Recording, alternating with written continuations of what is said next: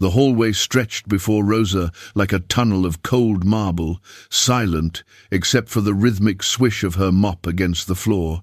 2 in the morning. The Ford mansion slept. This was when she belonged here, invisible in the shadows, scrubbing away the day's footprints for $50 she desperately needed. She'd heard the whispers at the cleaning agency about this place. 12 nannies, 6 months, a 4-year-old boy so violent that grown women fled with bruises blooming on their arms. But Rosa wasn't a nanny. She was nobody. Just the night cleaner who would never cross paths with the millionaire's monster child. Then she heard it, bare feet padding down the stairs behind her. She turned, and there he stood. Nathaniel Ford in his blue pajamas, fists clenched, eyes blazing with that same rage that had sent a dozen women running. Rosa's hands tightened on the mop handle. Every instinct screamed to move back. But the boy's eyes, red-rimmed and drowning in something that looked less like anger and more like drowning, held her frozen. He walked toward her, slow and deliberate, reached up, and pressed his lips to her calloused palm. In the doorway, hidden in darkness, Vivienne Ford watched her son kiss another woman for the first time in his life, and in that moment, Rosa's fate was sealed. Rosa Martinez had learned long ago that invisible people survived longer in houses like this. 7 years she'd worked as a night cleaner, always arriving after families went to bed, always gone before they woke. It was safer that way. No awkward encounters, no expectations beyond clean floors and polished surfaces. The Ford mansion was her 3rd assignment this month, and she'd taken it without hesitation despite the warnings. $50 for 6 hours of work. In her world, you didn't ask why the pay was higher or why cleaners kept quitting. You just showed up and tried not to think about the overdue bills waiting at home. The mansion was a monument to wealth Rosa could barely comprehend. Marble from Italy, chandeliers worth more than she'd earn in a lifetime. Furniture so pristine she was afraid to breathe near it.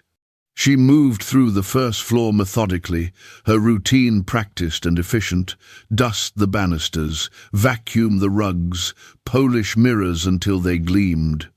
The silence wrapped around her like a familiar blanket, broken only by soft sounds of her movements and the distant ticking of an antique clock. She was reaching for supplies when the floorboard creaked behind her. Rosa froze, heart suddenly hammering. In 7 years of night cleaning, she'd never encountered anyone. Families stayed in their rooms. Children slept through her presence like she was a ghost. But when she turned, the boy was there. Nathaniel Ford, 4 years old, though he looked smaller than she'd imagined. His blonde hair stuck up in sleep-tangled spikes. His pajamas had dinosaurs printed on them. But there was nothing normal about the way he stood, every muscle coiled tight, ready to strike. Rosa had raised 3 younger siblings back home. She knew children, knew the difference between a tantrum and real distress, between anger and fear wearing an angry mask. This child wasn't violent by nature. He was terrified. She could see it in the tremor of his clenched fists, in the way his breathing came too fast, in the tears threatening to spill from eyes that burned with something desperate and lost. Without thinking, Rosa did what she'd always done with frightened children. She softened, lowered herself to his level, making herself smaller, less threatening. Her voice, when she spoke, came out as barely a whisper. "Hey there, little one. Can't sleep?"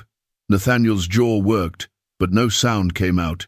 His eyes tracked her movements with the wariness of something wild and wounded. Rosa stayed very still, giving him space, letting him decide. The silence stretched between them, heavy with the weight of 12 failed caretakers and whatever pain had driven this child to lash out at everyone who tried to touch him. Then, so quietly she almost missed it, Nathaniel took a step forward. Then, another. His small, bare feet made no sound on the marble floor. Rosa held her breath, afraid to break whatever fragile trust was building. When he reached her, Nathaniel didn't hit, didn't kick or bite or scream. Instead, he reached up with both hands, took her work-worn fingers in his own, and brought them to his lips. The kiss was feather-light, more breath than pressure, but it landed on Rosa's calloused palm like a benediction. Something cracked open in her chest. This wasn't a violent child. This was a boy drowning, reaching for the first person who'd looked at him without fear or frustration. Rosa's other hand moved of its own accord, settling gently on his small shoulder. She half expected him to flinch away, but Nathaniel leaned into her touch instead, his body relaxing degree by degree. "It's okay," Rosa whispered. "You're okay now." She hummed an old lullaby her grandmother had sung and felt Nathaniel's breathing slow and deepen. 20 minutes passed before she guided him back upstairs, his hand tucked trustingly in hers. She tucked him into bed, smoothed the covers over his small form, watched his eyes flutter closed. For just a moment, standing in that expensive bedroom, Rosa let herself imagine a different life, one where she didn't scrub floors in the middle of the night. One where a child like this could be hers, to care for, to heal, to love. What Rosa didn't see was the figure in the doorway. Vivienne Ford stood frozen in the shadows, silk robe clutched tight around her thin frame, watching her son give to this stranger what he'd never given her. Not once in 4 years had Nathaniel willingly touched Vivienne. Not once had he looked at her with anything but rage or hollow emptiness. She'd tried everything, hired the best nannies money could buy, consulted child psychologists. She'd held him as an infant while he screamed, had reached for him as a toddler only to receive bites and scratches. And now, this woman, this cleaner with rough hands and tired eyes. The rational part of Vivienne's mind knew she should feel grateful, relieved, but rationality had nothing to do with the cold fury building in her chest, the sick twist of jealousy that made her want to stride across that hallway and rip her child away from this interloper. Vivienne turned away before either of them could see her. Her footsteps made no sound on the plush carpet as she retreated to her bedroom, but something had shifted in the careful architecture of her life. Something dangerous that would, in time, cut through everything Rosa held dear. The pattern repeated itself night after night. Nathaniel would appear at some point during Rosa's shift, silent and seeking, gravitating toward her like a compass finding north. She'd stop her work, hold him, hum her grandmother's lullabies until he relaxed. Sometimes he'd fall asleep in her arms. Other times he'd just sit nearby and watch her work with a focus that seemed beyond his years. Rosa never mentioned it to the agency, never asked the Fords during the rare times she glimpsed them. This secret thing between her and the boy felt too fragile to expose to daylight. 3 weeks passed this way. Rosa learned his rhythms, learned that he calmed fastest when she sang, learned that he'd only speak in whispers, his vocabulary limited but his meaning always clear. "Stay," he'd say, tugging at her sleeve when she tried to guide him back to bed. "Don't go." And Rosa, who'd spent 7 years being invisible, found herself seen in a way that terrified and transformed her. On the 12th night, Vivienne was waiting for her. Rosa entered through the service door as always, but the kitchen light was on. Vivienne sat at the marble island, still dressed in her evening gown, perfect makeup intact, hands wrapped around a wine glass. She looked up when Rosa entered, and the smile that curved her lips never reached her eyes. "Rosa, isn't it? We haven't been properly introduced. I'm Mrs. Ford." Rosa's stomach dropped. She recognized danger when she saw it. This woman was dangerous, not in the way of fists or weapons, but in the way of people who wielded power without conscience. Rosa set down her cleaning supplies carefully. "Yes, ma'am, I hope my work has been satisfactory." Your cleaning is adequate, Vivienne said, taking a sip of wine. But I'm more interested in discussing your other activities in my home. The words hung in the air between them, loaded with implication. Rosa's mouth went dry. She thought of Nathaniel's trust, of the way he curled into her arms like she was safety itself. I don't understand, ma'am. Don't you? Vivienne set down her glass with exaggerated care. I've been watching you, watching how my son seeks you out, how he touches you with a gentleness he's never shown his own mother, how he looks at you like you're some kind of savior. Her voice remained perfectly level, but something ugly twisted beneath the surface. You're a cleaner, Rosa. You scrub my floors. You are not paid to play mother to my child. The accusation hit like a slap. Rosa forced herself to stay calm. I've never tried to replace you, Mrs. Ford. Nathaniel comes to me. I've only tried to be kind to a child who seems to need it. Kind. Vivienne repeated the word like it was poison. How generous of you. Tell me, Rosa, do you have children of your own? The question was a trap. No, ma'am. Then you can't possibly understand what it's like to carry a child for 9 months, to nearly die bringing him into this world, to pour everything you have into him, only to be rejected at every turn. Vivienne stood, her movements sharp. You can't understand what it's like to watch a stranger walk into your home and steal your son's affection. Rosa wanted to argue that love wasn't theft, that children knew who made them feel safe. But she knew better than to speak such truths to women like Vivienne Ford. I'm sorry if I've overstepped. It won't happen again. No. Vivienne agreed, and her smile returned, cold and satisfied. It won't, because you're going to help me with something. Think of it as part of your job duties.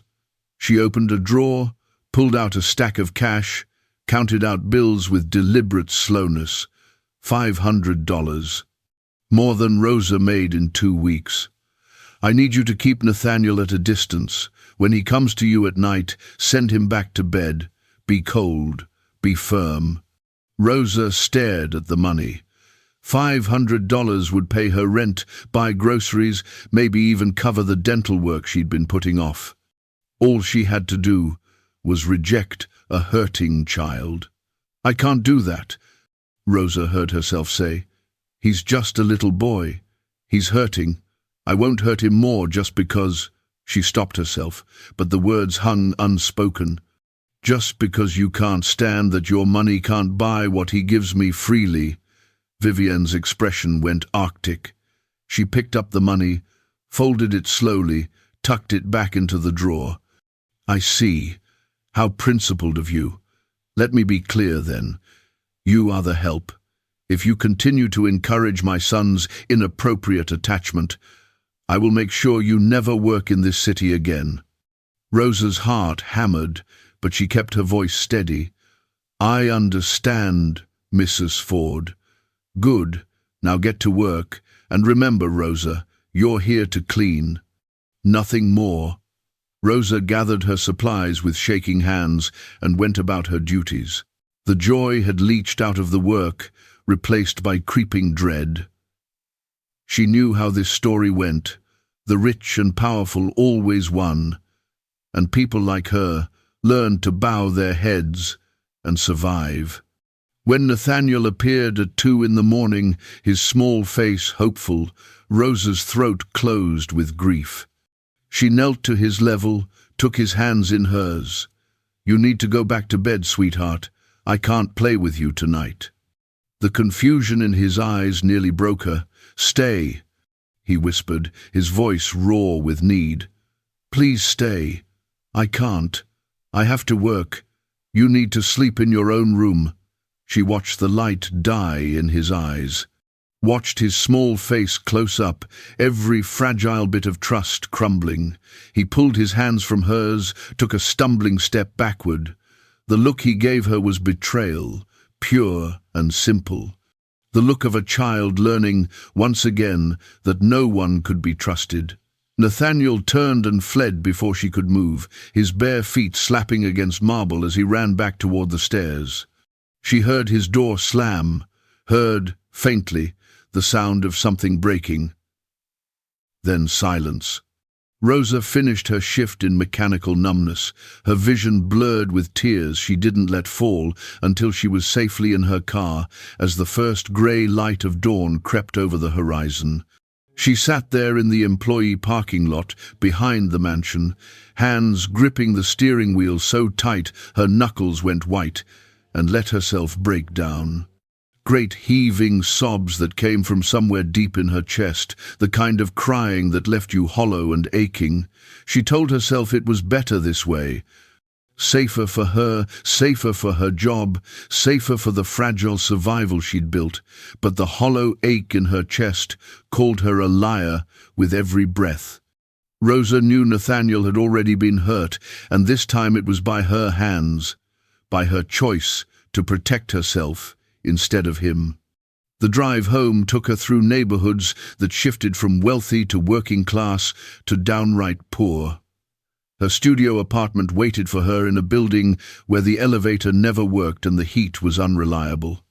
She climbed 3 flights of stairs, unlocked 2 deadbolts, and stepped into the 400 square feet that comprised her entire world outside of work. The stack of bills on her counter seemed to mock her.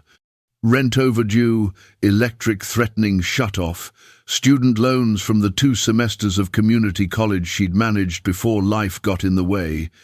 This was why she couldn't afford principals. This was why she'd sent Nathaniel away, because women like her didn't get to choose love over survival. But that knowledge didn't make sleep come any easier. Rosa lay in her narrow bed as morning light crept through thin curtains, and all she could see was Nathaniel's face. That moment when trust had died in his eyes, when he'd learned, once again, that the adults in his life would fail him when it mattered. She'd seen that look before, on her youngest brother's face when their mother had promised to come to his school play and never showed. On her sister's face when their father had said he'd stop drinking and didn't. The look of a child learning that love was conditional, that safety was temporary, that you couldn't count on anyone. Rosa finally fell into fitful sleep around noon, only to wake 3 hours later from nightmares where she was searching for Nathaniel through endless dark hallways, hearing him cry but never able to find him. She got up, showered in water that never quite got hot enough, dressed for her afternoon shift at the diner. Her supervisor there noticed her red eyes, but said nothing. In this neighborhood, everyone had their sorrows. You learned not to ask. The next week, Vivian's campaign began in earnest, and Rosa understood with sinking certainty that this was punishment dressed up as work assignments. She'd arrive at the mansion to find her tasks had changed, always to the most degrading, most physically demanding jobs. One night, it was scrubbing the garage floor on her hands and knees, breathing in fumes from expensive cars and trying not to think about how the cement scraped her skin raw, even through gloves. Another night, she was sent to clean the pool house during a rainstorm, water leaking through the roof onto her head as she worked, soaking through her uniform until she was shivering and miserable. There was the night she spent 4 hours polishing every piece of the family's extensive silverware collection with a toothbrush because Vivian claimed the regular method left residue. Rosa's fingers cramped, her back screamed, but she did it all without complaint. She needed this job. The diner had cut her hours. The grocery store where she'd worked mornings had let her go entirely, citing budget cuts, though Rosa suspected they'd received a phone call from someone with influence. Vivian knew exactly how much power she held over this woman who dared to form a connection with her son, and she was wielding that power with surgical precision. Every completed task was met with criticism. "This mirror has streaks. Do it again." Vivian would run a white-gloved finger over surfaces Rosa had just cleaned. "I can smell the cleaning solution." Air it out and start over. She'd inspect grout lines with a magnifying glass. "This isn't white enough. scrub harder. Rosa would redo everything, staying later and later into the morning, her $50 per night barely covering the additional hours. She was losing money working here, but quitting would mean breaking her contract and losing the reference she desperately needed. Vivienne had her trapped, and they both knew it. The worst part wasn't the physical exhaustion or the humiliation. The worst part was that Rosa never saw Nathaniel during those weeks, but she heard him. She'd be cleaning the first floor and hear his screams echoing down from the second, long, wailing cries that spoke of a pain beyond words. She'd hear things breaking in his bedroom, crashes and shatters that made her flinch. She'd hear Vivienne's sharp voice snapping at him, hear Harrison's exhausted attempts at comfort, hear the parade of specialists traipsing through with their expensive degrees and clipboard diagnoses. One night, while Rosa was scrubbing baseboards in the hallway near the stairs, she heard a conversation between two of the specialists. "The regression is significant," one said, a woman with a clipped accent. "He's exhibiting behaviors we haven't seen in months. The self-harm is particularly concerning. What changed?" The other asked.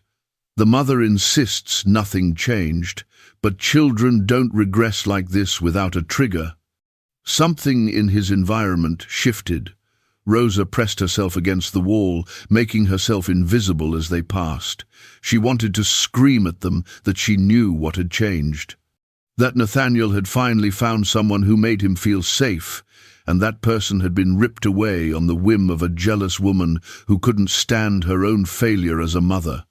But Rosa said nothing, because she was nobody, because her voice didn't matter in houses like this, because the truth, no matter how obvious, wouldn't be heard from the mouth of a cleaning woman. She went back to scrubbing baseboards until her knees were bruised and her hands were raw, and tried not to think about a little boy upstairs who was drowning and calling for her in his sleep. 2 weeks into this new hell, Rosa's landlord called. The rent was now 3 weeks overdue. She had until the end of the month to pay, or she'd be evicted. Rosa looked at her bank account and did the math. Even with the Ford job, even working herself to exhaustion, she couldn't make it work. She'd have to find somewhere cheaper to live, somewhere further from her remaining job at the diner. Maybe she'd have to move back in with her aunt across town, sleeping on a couch in a house already too full of people. The thought made her want to cry, but she was too tired even for tears. This was her life. This was what happened when you were born without money or connections, or the kind of luck that opened doors instead of slamming them shut. She was just trying to survive, and even that was getting harder. On the 15th night of Vivienne's campaign of cruelty, everything changed. Rosa was cleaning the downstairs bathroom when she heard raised voices, and despite every instinct telling her to mind her own business, she couldn't help but listen to the argument that would alter the course of all their lives. On the 15th night, everything changed. Rosa was cleaning the downstairs bathroom when she heard raised voices. Harrison Ford, the boy's father, rarely came home before midnight. His hedge fund kept him at the office 17 hours a day. But tonight, he was home, and he was arguing with his wife. Rosa tried not to listen, but their voices carried through the walls. "He's getting worse, Vivienne. Doctor Patterson says he's never seen a child deteriorate this rapidly." Harrison's voice was strained, afraid. "He's not eating, he's not speaking. He attacked his therapist today. They're talking about inpatient psychiatric care. Our son is 4 years old." "Don't be dramatic," Vivienne's voice cut back, sharp as broken glass. "It's a specialized care facility, the best in the state. He needs more help than we can give him at home. He needs his mother." Harrison's voice rose, then dropped to something quieter and more devastating. "He needs someone who looks at him with love instead of resentment, someone who doesn't see him as a problem to be solved." The silence that followed was long and poisonous. "How dare you?" Vivienne finally said. "I have given everything to that child. It's not my fault he's broken." "He's not broken." Harrison's shout made Rosa flinch. "He's hurting, and we've failed him. I've failed him. I've been so focused on providing that I forgot to be present, forgot to see my own son." A pause, then quieter. Dr. Patterson asked about changes in the house.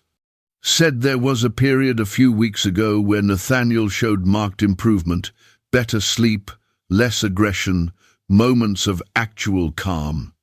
He asked if we'd made any staffing changes. I know what changed," Vivienne said, and Rosa's blood went cold. "That cleaning woman." Rosa. Nathaniel became attached to her, inappropriately attached. She was encouraging it. I put a stop to it. "You what?" Harrison's voice was very quiet now, somehow more frightening than his shouts had been. "I handled it. I made it clear that she was overstepping her bounds.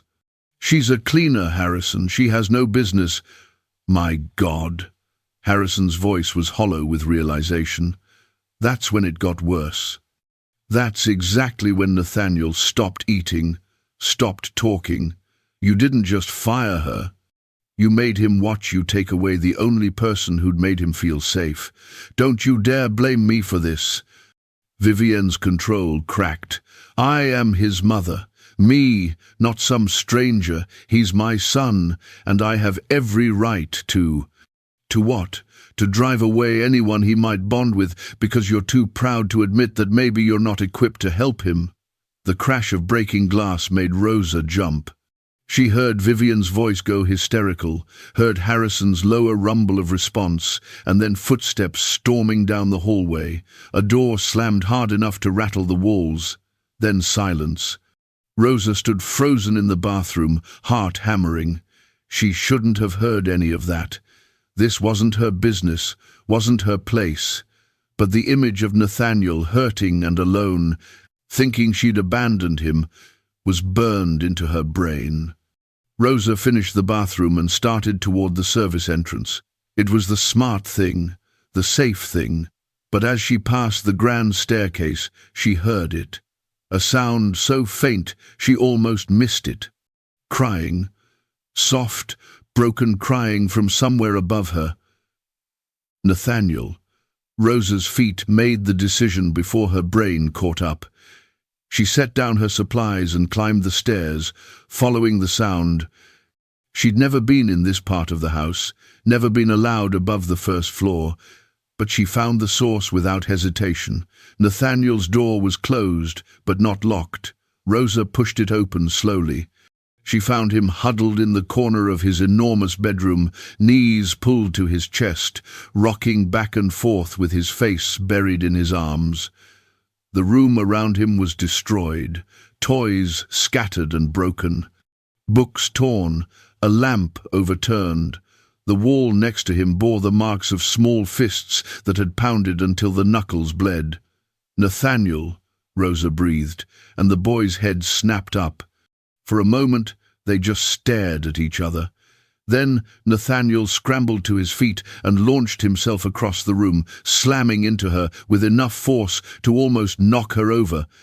His arms locked around her waist, his face pressed into her stomach, and the sobs that tore from his small body were the most heartbreaking sounds Rosa had ever heard. "You came back," he choked out between sobs. "You came back. You came back." Rosa sank to her knees, gathered him close, and let him cry.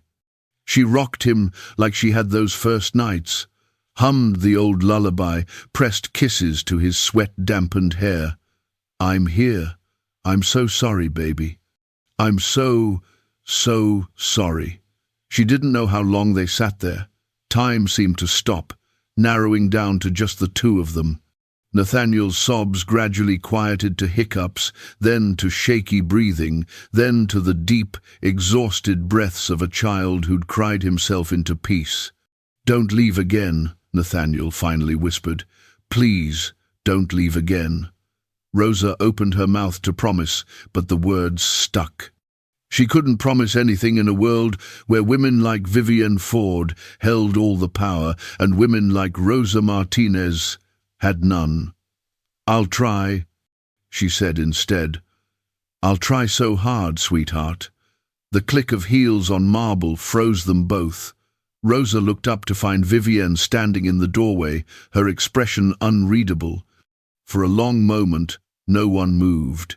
Then Vivienne spoke, her voice carefully controlled. "Get out of my son's room." Rosa stood slowly, Nathaniel still clinging to her. "Mrs. Ford, please." I said, "Get out." Vivienne's voice didn't rise, but something in it made Rosa's survival instinct scream. "You're fired. Leave your keycard on the kitchen counter. I'll mail your final check." "Mom!" "No!" Nathaniel's voice was raw, desperate. "No! No! No!" He wrapped himself tighter around Rosa. "Don't make her go, please, don't make her go." Pain and anger and jealousy all twisted together. "Nathaniel, come here. Come to your mother." "No," Nathaniel screamed it, his voice breaking. "I want Rosa. I want Rosa. I'm his mother." Vivienne's control finally shattered. "Me, not her. She's nothing. She's nobody. She's just a cleaner who—" "That's enough." Harrison's voice cut through the hysteria, calm and cold as winter. He stood behind his wife in the hallway, still in his work clothes, his tie loose and his face haggard. "Vivienne, that's enough." Vivienne whirled on him. "You're taking her side? You're choosing this woman over your own wife?" "I'm choosing our son," Harrison said quietly. "And so should you." He stepped past Vivienne into the room, looking at Rosa and the boy clinging to her with an expression that might have been grief or recognition. "I heard what Nathaniel said, what he called you. I see how he holds on to you. Dr. Patterson warned me that disrupting his attachment to you could cause serious psychological damage. I didn't understand then. I do now." He turned to his wife with devastating gentleness. "You need help, Vivienne. Professional help, not for Nathaniel, for you. Your jealousy, your inability to see his needs as separate from your wants, it's not healthy, and it's destroying him." Vivienne's face crumpled. For just a moment, the polished facade fell away, and Rosa saw the woman underneath, lost, afraid, drowning in inadequacy and resentment and a love so twisted it had turned toxic. Then the mask slammed back into place. "Fine. Let the cleaning woman raise him. Let her fix everything I've broken. I'm done." She turned and walked away, her footsteps echoing down the hallway, a door slamming in the distance. Harrison stood very still for a moment, his shoulders bowed with exhaustion. Then he looked at Rosa, really looked at her for the first time. "I need to ask you something, and I need you to be honest. Do you care about my son?" Rosa tightened her arms around Nathaniel, felt his heartbeat against her chest, and knew there was only one answer she could give. "Yes, I love him, even though you're not his mother, even though you have no legal right to him, even though staying connected to him might put you in an impossible position." Harrison's eyes were sharp, assessing. "Yes," Rosa said simply. "Even though all of that?" Harrison nodded slowly. "Then I have a proposition for you. But first, we need to talk about what happened here tonight." What followed was the strangest hour of Rosa's life. She sat in Harrison's study, Nathaniel curled in her lap, and told the truth about everything. Harrison listened without interruption, his face growing more grim with each revelation. When she finished, he picked up his phone. "Dr. Patterson? It's Harrison Ford. I'm sorry to call so late, but we have a situation. I need you to come to the house. Now." "Yes, it's about Nathaniel." He paused, listening. "No, he's calm. Better than he's been in weeks, actually. But I need your professional opinion on something." Thank you. He set down the phone and looked at Rosa. I'm not firing you. In fact, I'm offering you a position as Nathaniel's full-time caregiver, legal contract, health insurance, salary 3 times what you're making now across all your jobs. You'd live here, in the house, with your own quarters. Rosa's breath caught. Mr. Ford, I'm not a trained nanny. I have no credentials. You're the person my son feels safe with, Harrison interrupted. That's the only credential that matters right now. Everything else we can figure out. He leaned forward, his expression intent. But I need to know you're all in. That this isn't just a job to you. Because if you take this position and then leave, if you let him attach to you only to disappear from his life, it might break something in him that can't be fixed. So I'm asking you now, before Dr. Patterson gets here, are you all in? Rosa looked down at Nathaniel, who had finally stopped shaking, whose breathing had finally evened out, whose small hand was curled trustingly in hers. She thought about her studio apartment with its leaky faucet and questionable heating, thought about the 3 jobs that left her exhausted and broke. Then she thought about waking up every morning in a place where she could give this child the love and safety he needed. I'm all in, she said, and meant it with everything she had. Harrison's shoulders sagged with relief. Thank you. Dr. Patterson arrived within the hour, and after examining Nathaniel and reviewing the situation, she confirmed what Harrison already knew. Rosa's bond with Nathaniel was therapeutic, genuine, and essential to his well-being. The weeks that followed brought their own challenges, but also unprecedented progress. Nathaniel began to heal in Rosa's care. Vivienne, after her initial rage subsided, entered intensive therapy to address her own issues. Harrison became more present as a father. And Rosa, for the first time in her life, felt like she truly belonged somewhere. 3 months after that night, Vivian's lawyer appeared in the garden where Rosa and Nathaniel were planting tomatoes. The custody battle that followed was brutal, but in the end, the court ruled in favor of what was best for Nathaniel. Judge Morrison, after hearing testimony from Dr. Patterson, Harrison, and even young Nathaniel himself, made a decision that changed everything. Based on the evidence presented, the judge said, I cannot in good conscience remove Rosa Martinez from this child's life. She will continue as primary caregiver under Mr. Ford's custody, with therapeutic visitation for Mrs. Ford. The relief Rosa felt was overwhelming, but the real transformation came months later when Vivian appeared at their door with coffee and a tentative smile. Can we talk? She asked. They sat in the garden, and Vivian spoke words Rosa never thought she'd hear. Thank you for loving my son when I didn't know how.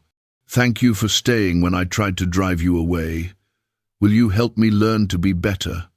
A year after the court decision, on Nathaniel's 6th birthday, Rosa stood in that same garden watching him play with his friends. Harrison was at the grill. Vivian was helping set up games, her interaction still awkward but genuinely warm. Dr. Patterson approached Rosa with a smile.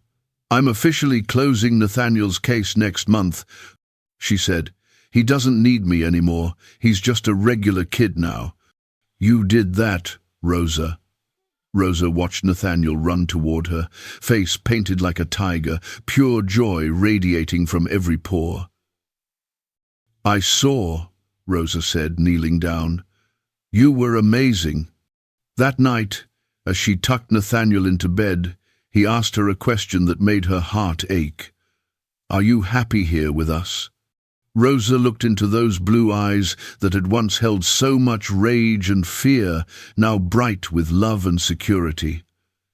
I stay here because this is where I want to be, she said. You're not keeping me here. I'm choosing you, every single day. Do you understand that? I think so, Nathaniel said sleepily. We choose each other. That's what family means. Exactly, Rosa whispered, kissing his forehead. Later that night, Harrison found her in the hallway. "I've been talking to my lawyer about adoption options," he said. "Second parent adoption. It would make you Nathaniel's legal guardian alongside Vivian and me. Equal rights, equal say in everything. You'd be his parent, Rosa, officially, legally. Vivienne and I have discussed it. She's on board. Dr. Patterson thinks it's right for Nathaniel, and I think it's what you deserve." Rosa couldn't speak. The magnitude of what he was offering was too big to comprehend. "Say yes," Harrison said simply. "Say you'll be his Nana Rosa, not just in his heart, but in the eyes of the law." Rosa thought about the scared young woman who'd taken a night cleaning job for $50 because she had no other options. Thought about the little boy who'd kissed her hand in the dark and chosen her to be his safe person. "Yes," she said, her voice clear and certain. "Yes, I'll say yes to all of it."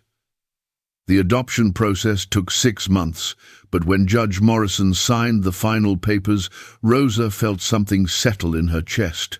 Complete, whole. The day it became official, they celebrated quietly. Just the 4 of them in the garden where so much healing had taken place. "Are you my real mom now?" Nathaniel asked, looking up at Rosa with those eyes that had seen too much pain but now held mostly joy. "I'm your Nana Rosa," Rosa said, "and I'm your legal guardian, and I love you more than anything in this world. Does that sound like a real mom to you?" "I think I have 3 parents now," Nathaniel decided. "Dad and Mom Vivienne and Nana Rosa. That's more than most kids." "That's very good," Vivienne said softly. She'd transformed through therapy and time into someone who could genuinely celebrate another woman becoming her son's legal parent. "You're a lucky boy." Years would pass. Nathaniel would grow up, graduate, build his own life. But he'd always carry with him the knowledge that he was chosen, he was loved, and he had a family who'd fought for him when he couldn't fight for himself. Rosa would watch him grow with pride and the bittersweet knowledge that her job was to prepare him to leave, not to keep him forever. But that was years away. For now, she let herself be present, let herself feel the weight of Nathaniel's body in her lap, the warmth of the sun on her face, the peace of knowing she'd found her purpose. The seasons turned, one after another, marking time in the way they always had, but feeling different now, meaningful in ways Rosa had never experienced. She watched Nathaniel's first day of kindergarten turn into first grade, then second, then third. Watched him lose his first tooth and beam with pride at the gap in his smile. Watched him discover a love for drawing that led to art classes and a room full of colourful paintings that Rosa framed and hung throughout her quarters. She watched him make friends, real friends, who came over for playdates and birthday parties. Watched him learn to read and then devour books with the same intensity he'd once brought to screaming fits. There were hard moments too, because healing was never a straight line upward. There were days when old fears resurfaced and Nathaniel would cling to Rosa with desperate hands, terrified she'd disappear. There were nights when nightmares woke him and only her presence could calm him back to sleep. There were moments of frustration and anger that Rosa had to help him navigate, teaching him that feeling angry was okay, but hurting people wasn't. Through it all, she remained his constant, his anchor. His Nana Rosa, who chose him every single day. Vivienne's transformation was perhaps the most surprising part of their healing. The therapy she'd entered under court order became something she continued voluntarily, working through decades of her own pain and inadequacy. She'd grown up in a family where love was transactional, where approval had to be earned through perfection, where showing weakness was unforgivable. No wonder she'd looked at her difficult son and seen only her own failure reflected back. Slowly, painfully, Vivienne learned to separate Nathaniel's needs from her own ego, learned to celebrate his bond with Rosa instead of resenting it, learned to be a different kind of mother than the one she'd imagined. Her relationship with Nathaniel would never be what she'd once desperately wanted. He would never run to her the way he ran to Rosa, would never seek her out first when he was hurt or scared or excited. But gradually they built something real.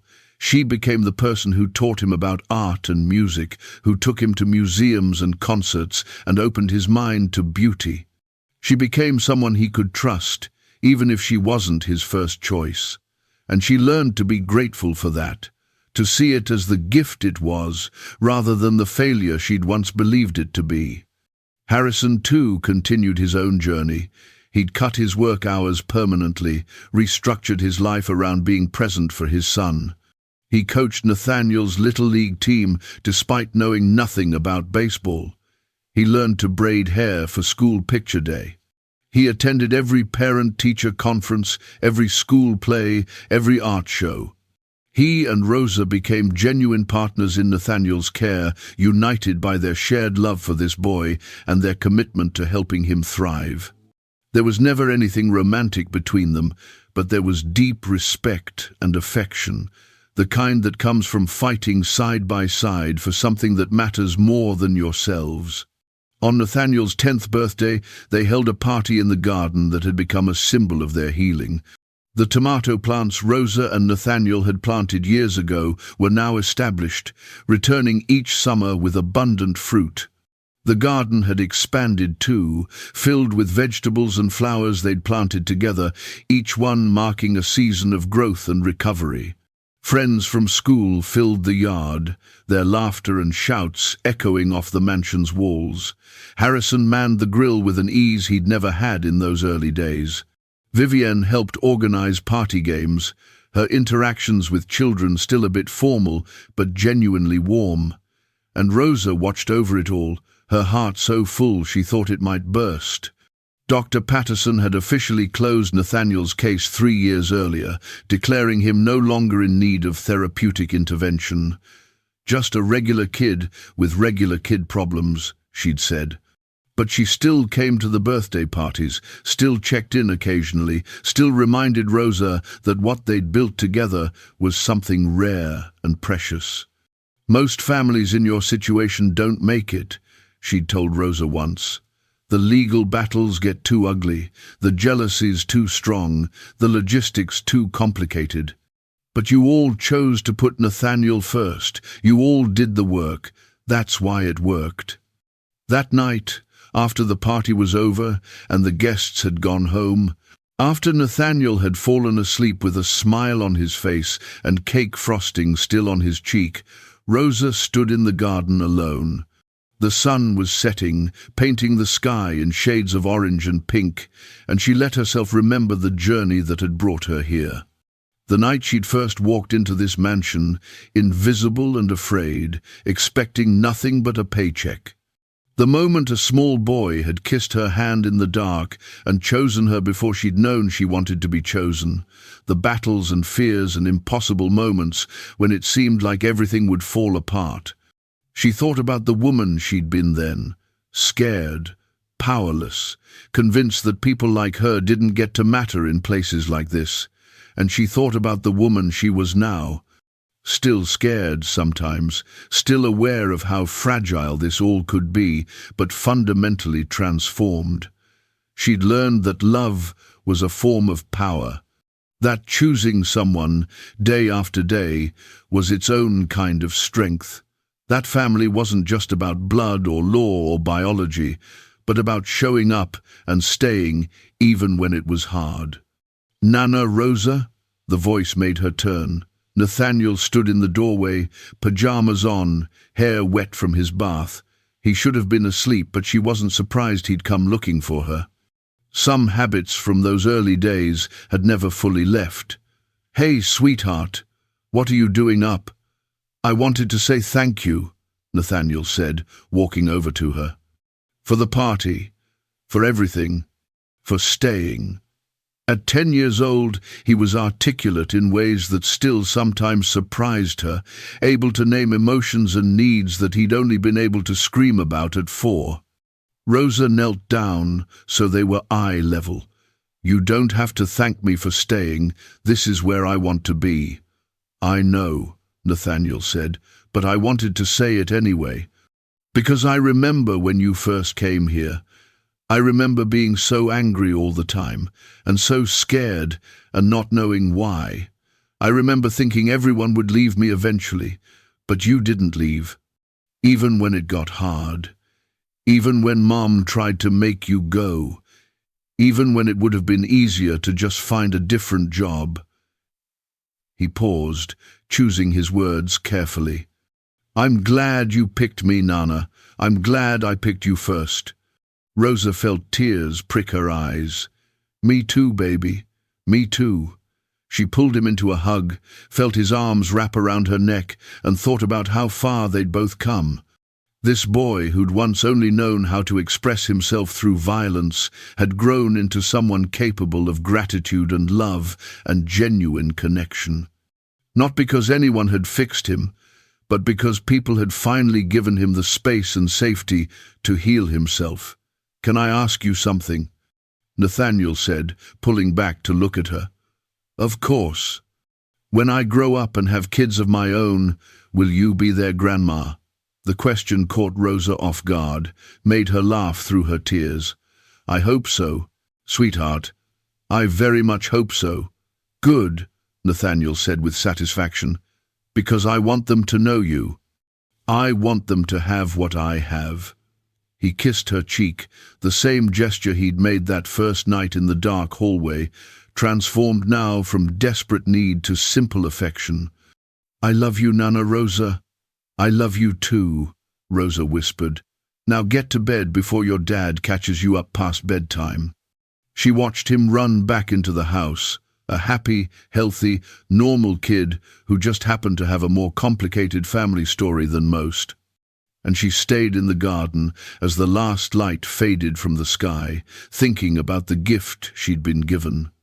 She'd been a cleaning woman once, invisible and poor, scrubbing floors in the middle of the night. She'd been nobody, with no prospects and no future beyond survival. But a little boy had seen her in the dark and chosen her to be his safe place. And in choosing her, he'd given her something she'd never had, a reason to be more than invisible, a reason to fight, a reason to become the person he needed her to be. She was Nana Rosa now, legal guardian, mother in every way that mattered. And as she stood in that garden, surrounded by the evidence of their healing, Rosa knew she'd found what everyone searches for, a place where she belonged. Not because someone had given it to her out of pity, but because she'd earned it through love and persistence and the refusal to give up. Because she'd seen a child who needed love, and she'd chosen every single day to give it. That was her story. That was their story. And it was beautiful, not despite its complications, but because of them. Because real love, real family, real healing, none of it was simple or easy or perfect, but it was worth it. Every struggle, every fear, every moment of doubt, all worth it for this. A little boy laughing in sunshine, surrounded by people who loved him. A little boy who was finally, truly safe. And Rosa, no longer invisible, no longer just the help, but someone essential and valued and loved. Rosa, who'd found her family in the last place she'd expected. Rosa, who'd learned that sometimes the greatest love stories weren't about romance, but about choosing each other day after day through everything that tried to tear you apart. She looked around at her family, her people, her home. The mansion that had once felt cold and unwelcoming now felt warm with the life they'd built inside it, the garden they'd planted together, the memories they'd made, the healing they'd done, individually and collectively. Against all odds, against every obstacle the world had thrown at them, they'd made it, together. And that Rosa thought as she finally headed inside, was more than enough. It was everything.